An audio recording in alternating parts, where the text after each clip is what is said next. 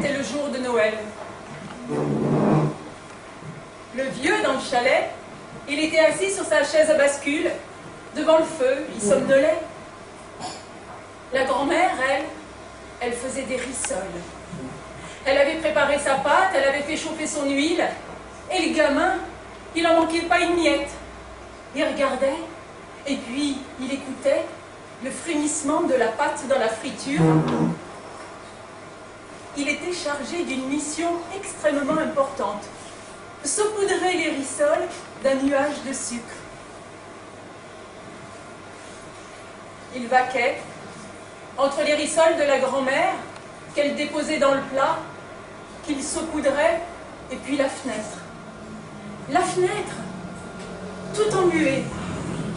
Il regardait et il se demandait comment, lui, là-haut, il pouvait saupoudrer les montagnes.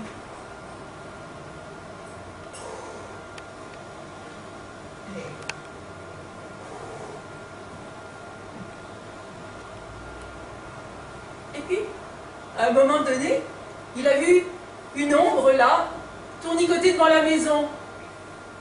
Et grand-mère, il y a un chien là devant la maison. On dirait qu'il a faim.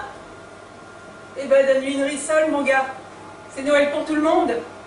Alors le gamin est allé chercher une rissole, et puis le grand-père lui a ouvert la porte, et il s'est dirigé là dans le froid, vers le grand chien noir.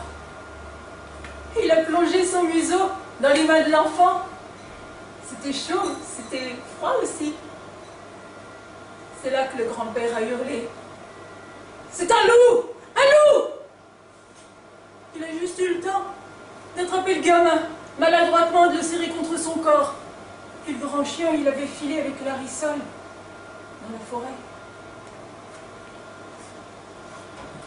Le grand-père est rentré avec le gamin. Dis donc, la mère, son gamin, il nourrit les loups. Ils sont rentrés, ils sont mis au chaud, puis ils ont mangé. Le lendemain, le grand-père, il est allé dire aux femmes de garder les petits à la maison. Il ne fallait pas sortir aujourd'hui. Les hommes ont organisé une battue, mais n'ont rien pris. Puis, l'hiver s'est écoulé, le printemps est revenu, les saisons ont défilé, et à l'hiver suivant, le jour de Noël, la grand-mère, elle a préparé des rissoles. Pendant que le grand-père somnolait dans la chaise à bascule devant le feu. Un peu avant de se mettre à table, ça a frappé à la porte. Le gamin, il est allé ouvrir. Les loups, ça frappe pas aux portes. Et il y avait là un gars, un jeune gars, grand, maigre, les cheveux tout ébouriffés, plein de neige, les pieds à moitié nus, une espèce de manteau, plein de morceaux de forêt sur le dos. Il avait dans les mains un gros gâteau couleur de miel. Je suis venue vous remercier